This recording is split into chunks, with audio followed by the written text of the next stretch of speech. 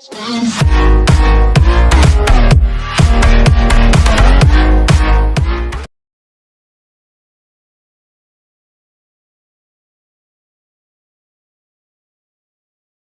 ayat 10 ini berkata akhirnya, finally, akhirnya, hendaklah kamu kuat di dalam Tuhan. Dalam menghadapi situasi yang sulit sekarang ini, semua sedang terjepit, sedang mengalami kesulitan. Dan kita perlu penguatan yang bukan penguatan dari manusia, tapi penguatan dari Allah, yaitu kuat kuasa Tuhan yang bekerja dalam hidup kita. Hendaklah kamu kuat di dalam Tuhan. Kekuatan yang bisa bertahan menghadapi situasi ini adalah kekuatan di dalam Tuhan, bukan kekuatan yang dikuat-kuatkan. Satu berkat dari virus corona ini adalah menjadi sebuah ujian bagi umat Tuhan, dan menjadi sebuah kesempatan menilai siapa sebetulnya yang benar-benar memiliki persekutuan dengan Tuhan selama ini. Khususnya pembatasan persekutuan kita, di mana kita tidak bisa lagi beribadah di gereja secara bersama-sama untuk sementara waktu, dan juga kita nggak tahu sampai kapan. Di situ saudaraku ada satu kegamangan rohani bagi anak-anak Tuhan yang selama ini memang tidak sungguh-sungguh di dalam Tuhan, akan mengalami satu problem yang besar pada saat ini. Kenapa saya katakan begitu, saudara? Kalau selama ini bisa kita berkumpul dan mudah membesuk, atau mudah bersekutu dengan para gembala-gembala sel, mudah share, mudah saling curhat.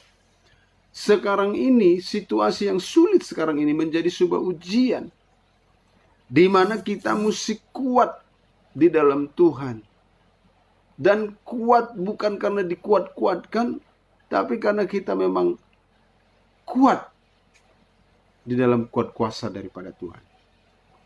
Saudaraku, tidak boleh kita pandang ringan peristiwa yang ada sekarang.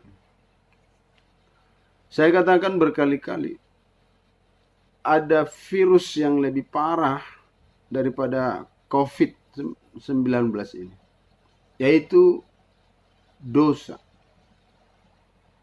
Orang kalau kena virus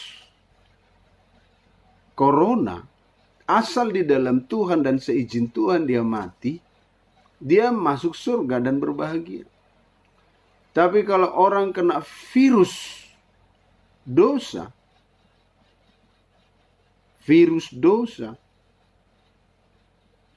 itu akan membunuh baik jasmaninya terlebih rohaninya. Jadi sekali lagi ya, sidang jemaat Tuhan, karena inilah waktu kita berfellowship, tidak ada tempat lain ya. Saya sapa dulu Pak Limbong, ada menonton di sini ya. Saya katakan beribadah. Pak Utagaul, Beja, ya, Ibu Yensi, Tuhan memberkati semuanya yang sudah bisa bergabung. Ada Bapak Simanjuntak, Bapak Manase, Tuhan berkati Pak Manase, Jonathan, ada juga yang lain ya, mungkin yang belum ada Ibu Gembala. Ini waktu kita bisa bersekutu, dan yang lain saya harap sebetulnya bisa gabung, karena waktu kita ya sudah mau tidur, udah banyak waktu di rumah, kita boleh belajar bersama-sama, saudaraku. Sekali lagi, akhirnya hendaklah kamu kuat di dalam Tuhan. Kekuatan yang harus ada pada saya dan saudara adalah kekuatan yang daripada Tuhan. Dan kita mesti belajar mandiri sekarang. Saya katakan begini, kalau selama ini dalam penggembalaan kita, Bapak Ibu tidak memiliki setitik tonggak iman, maka dalam menghadapi situasi pembatasan sosial ini, kita tidak bebas bersekutu.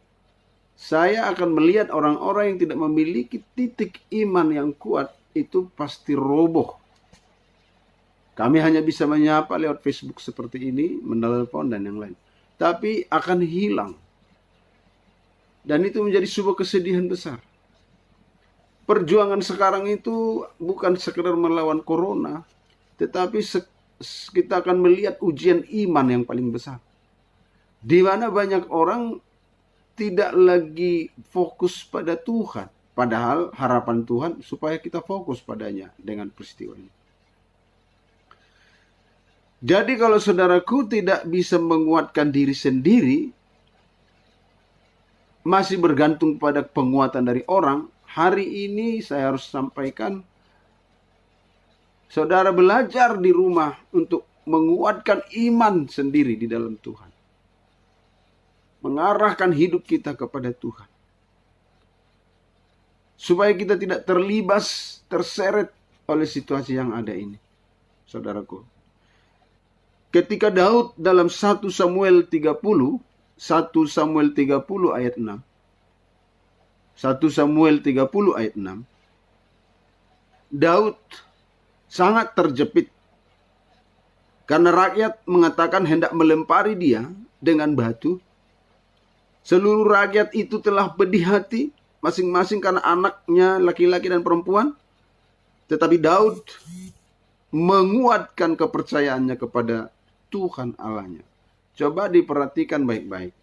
Ada satu peristiwa di mana Daud memimpin pasukan. Dan pasukan ini pun ada orang-orang yang dililit hutang, dikejar-kejar orang-orang yang sedang berkumpul dengan dia.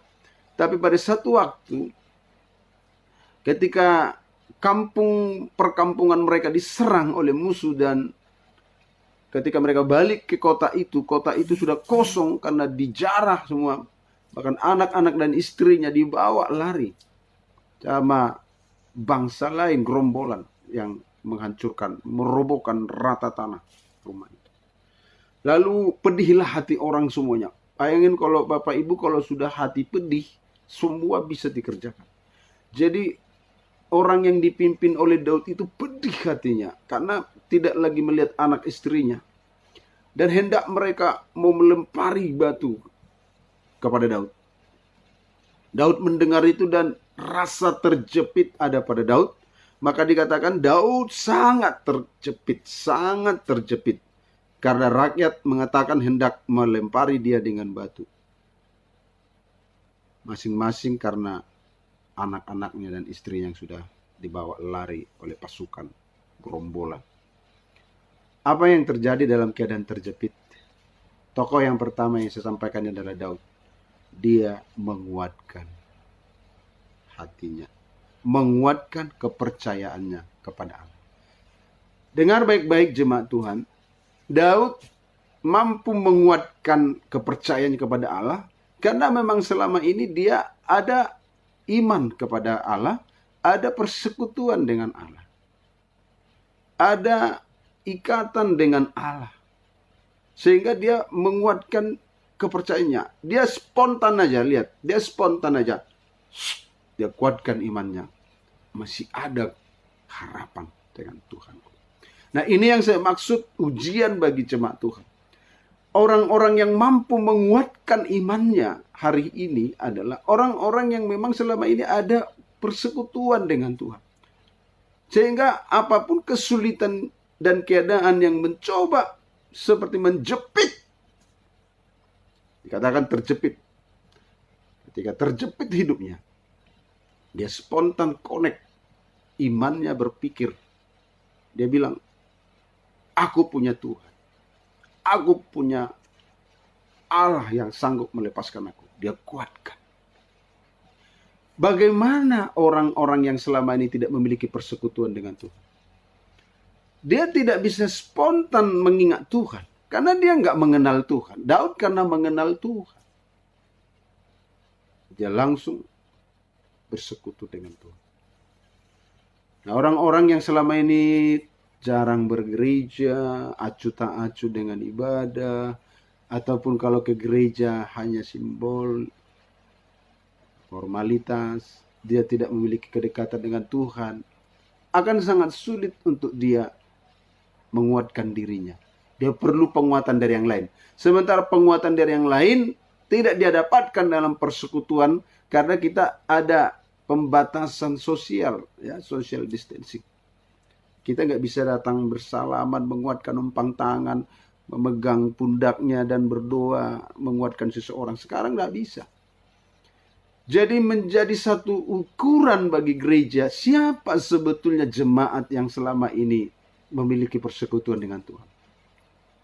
Jadi secara spontan orang dalam keadaan terjepit dia bilang gini, aku percaya Tuhan sanggup menolong aku.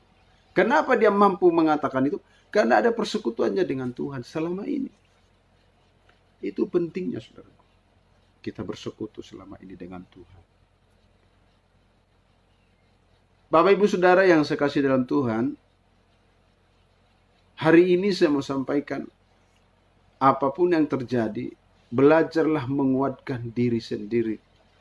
Hari ini saya mengajak jemaat Tuhan, mungkin tidak dapat penguatan dari yang lain. Jangan terlena. Saya masih bisa ingatkan dan mungkin kalimatku ini bisa menguatkan saudara. Karena orang yang tidak memiliki persekutuan dengan Tuhan dan tidak ada yang menyemangatinya, dia akan larut dalam berita corona, dia akan larut dalam kesedihan, dia akan larut dalam kesulitan yang ada. Sementara keadaan sangat terjepit. Sekarang ini kita keadaannya terjepit. Sudah mulai menipis mungkin perbendaharaan di rumah. Tapi saya minta kepada Tuhan, sekalipun ada keadaan terjepit dan seperti apapun kesusahan itu ada, kuatkanlah imanmu. Ada Yesus yang sanggup mengatasi persoalan kita. Sekecil apapun kesulitan itu, berdoalah kepada Yesus. Atau sebesar apapun kesulitan itu, berdoalah juga kepada Yesus. Yesus hadir bersama kita. Jangan lari kepada hal-hal yang lain. Jangan larut dalam membicarakan virus corona, tapi kita tidak membicarakan kebenaran firman. Terima kasih kepada Tuhan kalau masih Bapak Ibu bisa dengar firman ini. Seperti Daud, menguatkan imannya. Menguatkan kepercayaannya kepada Allah dalam keadaan terjepit. Kalaupun hari ini ada kesusahan dan kesulitan yang ada, mari kuatkanlah imanmu. Imanmu sendiri. Katakan kepada Tuhan, aku percaya Engkau ada, Tuhan menolong aku. Satu ayat lagi, Esra 7 ayat 28. Esra 7 ayat 28. Ya, dan membuat aku disenangi oleh raja dan penasihat-penasihatnya, serta segala pembesar raja yang berkuasa. Ayat 28b. Maka aku menguatkan hatiku, karena tangan Tuhan Allahku melindungi aku, dan akan menghimpunkan dari antara orang Israel beberapa pemimpin untuk berangkat pulang bersama-sama dengan aku. Sekali lagi, Esra berkata, maka aku menguatkan hatiku. Sekali lagi Esra berkata, maka aku menguatkan hatiku. Daud dalam keadaan terjepit menguatkan keyakinan percayanya kepada Bapa di surga. Esra dalam keadaan kesulitan dalam akan kembali ke Yerusalem dari pembuangan. Dia juga berkata, maka aku menguatkan hatiku. Hari ini saya sampaikan pada jemaat Tuhan. Kamu pun harus berkata, aku menguatkan hatiku karena tangan Tuhan Allah melindungi aku. Tuhan Yesus ada bersama-sama dengan kita. Percayalah Tuhan tidak jauh bagi orang yang memanggilnya. Panggil dia. Buktikan bahwa selama ini saudara memiliki persekutuan dengan Tuhan. Spontan panggil dia. Spontan dalam segala kesulitan, panggil Tuhan kita. Tuhan, aku percaya Engkau membela aku. Kuatkanlah dirimu, kuatkan imanmu. Nah, setelah itu, kuatkanlah semua anggota keluarga kita. Kuatkanlah kelompok-kelompok sel kita, kuatkanlah gereja kita. Jangan ada yang jatuh, jangan ada yang roboh, jangan ada yang meninggalkan Tuhan, jangan ada yang dingin dan makin beku. Tapi mari kita kuat. Kalaupun penguatan dari luar sedang terbatas atas dirimu, Bapak Ibu, dari diri kita ada penguatan. Tuhan memberkati kita sekalian. Sampai di sini renungan kita. Biarlah seluruh jemaat Tuhan mendapat berkat daripada kebenaran ini. Kuatkan dirimu sendiri.